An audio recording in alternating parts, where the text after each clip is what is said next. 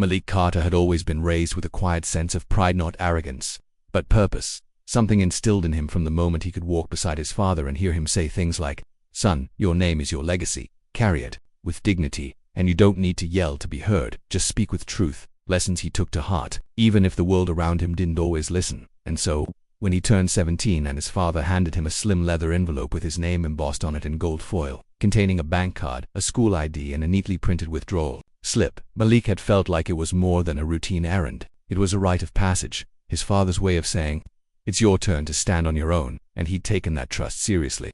Dressing carefully in jeans, his favorite hoodie, and a pair of old sneakers that still bore the chalky scuff marks of last week's basketball game, stepping onto the city bus with headphones in and determination in his stride as he replayed his father's instructions in his mind. "Go to Hamilton Savings, not the downtown branch, the one on Lakeview. They know the account there, you ask. To withdraw exactly $1,200. That's for the laptop and tutoring program. Don't forget your ID, and remember, be calm, be respectful, and always speak clearly. That's how Carters move through this world, son." Malik had nodded back then, sitting at the kitchen table before dawn, the smell of his mother's fresh cinnamon toast still in the air, thinking about the new semester, the advanced placement classes he'd enrolled in, the robotics club, and how much smoother it would all be with his own laptop and reliable internet, instead of borrowing the cracked tablet from the school library. The bus ride was uneventful, mostly students and office workers staring into their phones, and when he got off near Lakeview and crossed the street, the sharp glass walls of Hamilton Savings Bank looked like the gates of some quiet fortress, corporate and humming with the soft indifference of money in motion.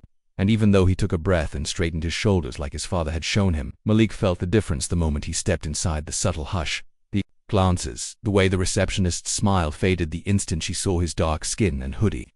How her words came clipped and tight. "Please have a seat," not "how may I help you," not "what brings you in today." Just take a seat. And so he did, folding his withdrawal slip in his hand, glancing around as others came and went. A man in a tailored blazer greeted by name, an elderly couple offered coffee, a young woman in yoga pants called up almost immediately, all while he sat in silence, feeling the weight of eyes that didn't quite meet his, of whispers that didn't include him, the sterile scent of air conditioning mixing with the sour burn of doubt creeping into his chest, until after nearly 20 minutes he stood up, heart thudding, and approached the counter again, offering a soft, "Excuse me, ma'am, I've been waiting for a while," which drew a slow, wary glance from the older teller, who looked at his ID like it was counterfeit and turned to summon someone on the intercom. Moments later, Mr. Porter appeared, a tall man with graying hair, skin like powdered bone, and a suit too tight around the collar, eyes hard like frosted glass, and voice practiced in control, asking with subtle challenge, "And what exactly are you trying to do today?" As though Malik's mere presence required justification. And when Malik explained his father had set up the account for him, that he was withdrawing money for school, that his name matched the account in the slip, Mr. Porter gave the faintest smirk and said, "Stay here," taking the slip and ID as though he were examining a forged passport, disappearing behind a frosted glass door while Malik stood awkwardly near the desk, shifting his weight as people passed without looking, the seconds stretching long until 5 minutes later, Porter reappeared, not with forms or apologies, but with 2 uniformed security guards flanking him and a voice that echoed across the marble floor. "I'm going to need you to wait outside. Police are on the way," and the words didn't make sense at first, didn't register fully until the guard stepped forward, until Malik said, "Wait, what? Why? I didn't do anything," and Porter dismissed him with a shake of his head, and muttered something about fraud, about suspicious behavior, about protecting the bank's integrity, and Malik's heart dropped into his stomach as he turned, humiliated, the room turning away from him like a curtain being pulled shut. No one saying a word in his defense, not the tellers, not the receptionist, not the customers who avoided his eyes as if his presence was a stain on their morning. And so he walked out, steps unsteady, air colder than before, sitting on the stone bench outside and fumbling for his phone, his fingers numb as he typed the words he never thought he'd to have to write.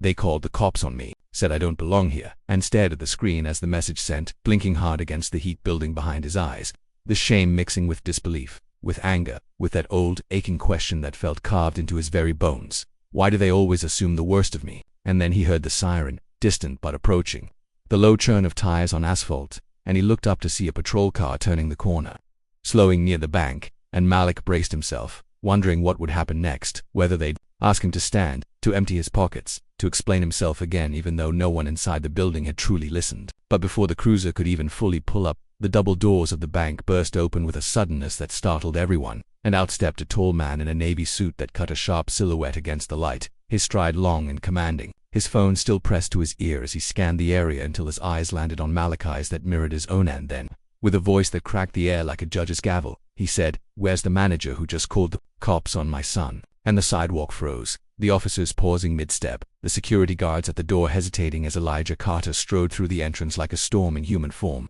like a verdict made flesh, his presence so heavy and authoritative that the room seemed to lean toward him, drawing gasps and whispers from customers and staff alike, especially when someone whispered, "Wait, is that?" And others followed suit, realizing too late that the man they'd dismissed, the boy they'd tried to criminalize, bore the last name of the very person whose name was engraved upstairs in brass. Elijah Carter, financial titan, real estate mogul, board member, founding partner of Carter and Lang Holdings, and key investor in Hamilton Savings itself. And as he crossed the floor, voice tight with fury and control, demanding to speak with Porter, pulling up emails, documentation, account authorizations, timestamps, and surveillance footage all at once, people began to backpedal, to whisper excuses, to stumble over apologies. But it was too late. The air had shifted, the shame no longer on Malik but on the institution that had tried to diminish him. The narrative now cracking wide open like glass under pressure as Elijah turned to the stunned officers and simply said, "My son came to withdraw his own money. If anyone should be investigated today, it's the man who decided his skin color was more suspicious than his credentials." And with that, silence fell like a gavel across the bank floor. The silence that cloaked the lobby of Hamilton Savings in the aftermath of Elijah Carter's thunderous entrance was not the comfortable kind. It was the brittle, dangerous quiet that settles just before reckoning, the kind that fills boardrooms, before mass terminations, or courtrooms before the gavel falls. And as Elijah locked eyes with Mr. Porter, the so-called manager who had tried to humiliate his son, something in the man's carefully constructed demeanor cracked, his lips parting as though to form a defense, but no words came, only a soft, sputtering breath that exposed his fear and guilt as Elijah strode past the stunned bank staff with the same deliberate grace that had carried him through mergers, acquisitions, and congressional hearings, stopping only when he stood nose to nose with a man who had dared to weaponize prejudice against his child. And Malik, still seated just outside the doors, watched it all unfold through the glass, unsure whether to feel vindicated or overwhelmed by what his father was about to unleash. But he stood up slowly, his hands trembling not with fear, but with the electric charge of justice being restored in real time, stepping back into the bank as if crossing into a new version of reality where he was no longer the kid dismissed and suspected but the young man whose truth had weight and witnesses now. And as Elijah raised one commanding hand, silencing even the whispering security guards, he turned to the arriving police officers and said, "I'm invoking federal privilege under Section 1981 of the Civil Rights Act, and I will be filing a formal discrimination suit against this institution and this man," motioning to Porter, whose face had turned ashen, "unless we have answers immediately." And the officers who moments earlier had been ready to detain a teenager now looked like interns on their first day, stunned and nodding nervously, with one of them mumbling, "We were just responding to a call, sir," as Elijah pivoted smoothly toward the counter, retrieving Malik's ID and the withdrawal slip from where Porter had discarded them, holding them up for all to see and asking, "Does anyone here see anything criminal on this paperwork? Does anyone here deny this ID is valid? Or is the thing you object to the fact that my son had the audacity to walk in here wearing a hoodie while black?" And the uncomfortable shuffle of the bank staff said more than words ever could.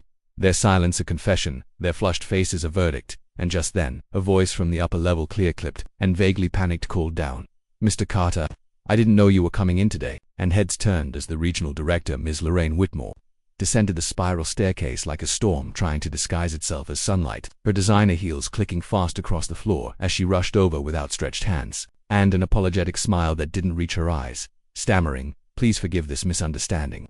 We had no idea." But Elijah cut her off with a calm so cold it burned. "You had no idea who he was, and so you decided he must be a criminal. Let me be clear, Lorraine. This is not just a misunderstanding. This is systemic, dangerous, and deeply personal. My son doesn't need to be me to be treated with dignity. He's not valuable because he's my blood. He's valuable because he's a human being, and you will treat him as such, or this entire branch will become a cautionary tale by sunset."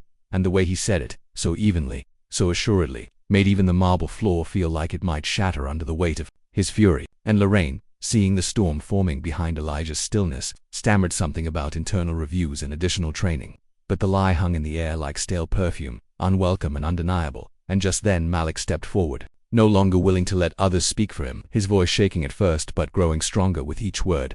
"All I did was show up, with my name, my ID, my withdrawal form. I didn't yell. I didn't make a scene. I didn't even wear a ski mask or sag my pants like people stereotype us for. And still, I wasn't good enough to be believed. I was treated like I didn't belong here until my father walked in. What if he hadn't? What if I had been another black kid without a powerful parent? what would have happened then? And the way Malik looked around, challenging every employee in the room with his gaze, made several look down in shame, and one younger teller even blinked back tears as she seemed to realize the full weight of what had transpired, while Elijah placed a firm hand on his son's shoulder and said, "That's what scares me most, that today, the only thing that saved you from being another name in a headline was me." And then, turning back to the stunned staff, he added, "But you're not going to sweep this under the rug. I want every security tape from today preserved. I want the names of everyone who made or approved the call to police. And I want Mr. Porter placed on immediate administrative leave until this investigation is complete, unless you want me to go live on CNBC at 4 p.m. and explain why Hamilton Savings Bank thinks withdrawal while black is a criminal offense." And Lorraine didn't even hesitate. She turned to her assistant and barked, "Get compliance on the line now and notify HR," while Mr. Porter, trembling, tried to mutter an apology, something about protocol and standard operating procedures. But Elijah silenced him with a look and said, "The only standard operating procedure you followed was racism." And with that, he took Malik by the hand, walked him to the main teller, and instructed firmly, "Withdraw the $1,200 from his account. Treat him with the respect he's earned." And the teller, hands visibly shaken, processed the transaction with trembling efficiency, sliding the bills across the counter as Malik stood straighter, no longer just a boy sent on an errand, but a young black man who had been tested and found stronger than the system that tried to break him. And as they exited the bank, the cameras on Elijah's phone still recording, the sun warm on their backs and the crowd outside beginning to buzz with murmurs of what had just happened, Malik turned to his father and asked quietly, "Did I do something wrong?" And Elijah paused, took a deep breath and said, "No, son, they did. And now, we're going to make sure the whole world knows it." And Malik nodded slowly, realizing that this moment, this humiliation, this public confrontation, this reclaiming of dignity was not the end of the story, but the beginning of something far greater, a reckoning that would echo far beyond the cold walls of one bank, and into the hearts of every institution that ever dared to judge a child by the color of his skin instead of the content of his character. The morning after the confrontation at Hamilton Savings Bank, the video of Elijah Carter calmly but powerfully dressing down the staff while his teenage son, Malik, stood beside him had exploded across social media, racking up millions of views, sparking debates, news coverage, and op-eds from every direction of the political and cultural compass. But what the world didn't yet know was that behind the scenes, Elijah and Malik were already orchestrating something far deeper than just a viral moment. They were laying the groundwork for a systemic shakeup. And his father and son sat together at the family kitchen table, surrounded by laptops, news alerts, and statements from civil rights attorneys. Elijah explained that their next move wasn't about revenge but reform, because the goal wasn't just to hold one bank accountable but to make sure what happened to Malik never happened to another black kid just trying to access his own money. And Malik, still shaken but fueled by a sense of purpose, nodded fiercely, saying, "If I'm going to be part of the story, I wanted to change something for real." And so they began. Elijah scheduled meetings with executives, civil rights leaders, and policymakers, while Malik drafted a letter to every student council president in the state urging youth to report discriminatory banking experiences and raise awareness through coordinated campaigns. And soon, local news anchors were showing up at their home requesting interviews. Schools were hosting forums on financial discrimination, and black parents across the country were sharing their own horror stories, some eerily similar, others heartbreakingly worse, turning what happened to Malik into a flashpoint in the national conversation about economic racism. While back at Hamilton Savings, the ripple effects were turning into waves as multiple employees resigned in quiet shame. Whistleblowers came forward with stories of racial profiling protocols hidden beneath standard procedures, and Lorraine Whitmore found herself summoned to emergency board meetings where shareholders demanded answers about plummeting public trust and stock values dropping 5% in 2 days. But Elijah wasn't finished, not by a long shot, because in his mind, accountability without transformation was just a louder version of silence. So when he was invited to speak at the Congressional Banking Oversight Committee, he didn't come alone. He brought Malik, who stood beside his father in front of live television cameras and lawmakers from both sides of the aisle, delivering a calm but devastating account of what it felt like to be treated like a criminal for simply existing, ending his speech with the words, "Your policies say you value diversity. Your ads show smiling black families, but your branches tell us a different story. So which one is real?" And the silence that followed was thick with discomfort and reflection. And afterward, as the applause broke out, not just polite but resonant, multiple senators approached Elijah and Malik privately to express support and commitment to drafting legislation that would penalize financial institutions for discriminatory practices and increase federal oversight into racial bias training. And while the public watched those moments on the news with admiration, what they didn't see was the quieter revolution. Elijah and Malik were leading behind the scenes, creating a nonprofit called Unlock Access, aimed at educating black and brown youth about financial literacy, building a national app for rating banking experiences like Yelp for Justice, and even helping a young woman in Detroit sue a different bank for an eerily similar experience, proving that their fight wasn't isolated but part of a much wider epidemic that could now be tracked, measured, and confronted. And through it all, Malik's confidence blossomed, not because the world had suddenly become fair, but because he had found his voice inside the storm, and with every interview he gave, every student he inspired, and every policy they pushed forward, he became not just the son of a CEO but a leader in his own right. A young man who understood what his father had always hoped he would, that dignity doesn't come from power or wealth or fear, but from standing tall when others expect you to shrink. And one day, weeks later, when Elijah received a formal invitation from the new CEO of Hamilton Savings, the old one having resigned under pressure to discuss implementing real anti-discrimination reforms, he agreed, but on one condition: my son will be leading that conversation. And when they arrived at headquarters, Malik dressed sharply but comfortably in a navy blue blazer and sneakers. He didn't hesitate as he stepped into the same boardroom that had once ignored voices like his, now filled with executives eager to listen. And as he clicked through a presentation he'd built himself, outlining key reform steps, community accountability panels, transparent incident reporting protocols, and youth engagement initiatives, the room hung on his every word, not out of guilt or fear but respect. Because Malik wasn't just the reason they were all there, he was the future they had nearly failed to recognize. And as the meeting ended with sincere commitments and signed pledges, Elijah watched his son from across the room and felt something deeper than pride, something closer to RW, because in 1 month, Malik had gone from being profiled in a bank to reforming the industry itself. And it all began with one act of disrespect that ignited something neither of them had seen coming. A revolution born in silence, given voice by pain, and carried forward not with rage but with unstoppable clarity. Months after Malik Carter's quiet revolution began with one humiliating encounter inside Hamilton Savings Bank, the world had changed not in sweeping, overnight miracles, but in slow, undeniable ways that started with one voice refusing to be silenced, and now, that same voice echoed far beyond local headlines, reverberating through corporate boardrooms, school auditoriums, congressional chambers, and even international financial summits where people who once never looked past profit margins now scrambled to understand the cost of systemic bias. And as Malik stood in front of an auditorium filled with high school students, some nervous, some curious, many looking just like him, he smiled, because the fight had become not just about that day in the bank, but about building a future where no black boy had to prove he belonged before being treated with basic dignity. And in this packed forum hosted by Unlock Access, the nonprofit he and his father founded, he spoke with the confidence of a leader, twice his age, weaving humor and truth as he said, "I didn't ask to be a symbol, I just asked to cash a check." And the laughter that followed was knowing, powerful, because it broke the tension that came with living in a country where the ordinary was often denied to those who looked like him. And as the students leaned in, some nodding, some wiping away tears, Malik broke down what financial dignity looked like in real life: being able to walk into a bank without fear, being treated like a customer instead of a suspect, knowing your zip code didn't determine your access to loans, mortgages, or basic respect. And behind the scenes, his father Elijah continued the heavier work, meeting with regulators, testifying before panels, and now serving as an advisor to a federal task force designed to combat racial bias in financial institutions nationwide, all while quietly funding youth banking programs, scholarships, and economic empowerment centers in underserved communities. But what neither of them expected was how far the story would travel. A banking CEO in Germany reached out to learn from their model. A university in South Africa asked Malik to keynote a virtual conference, and then, after months of ignoring the story, the original bank Hamilton Savings announced a national rebranding campaign, not just in optics but in policy, publicly crediting Malik Carter as the reason for their transformation.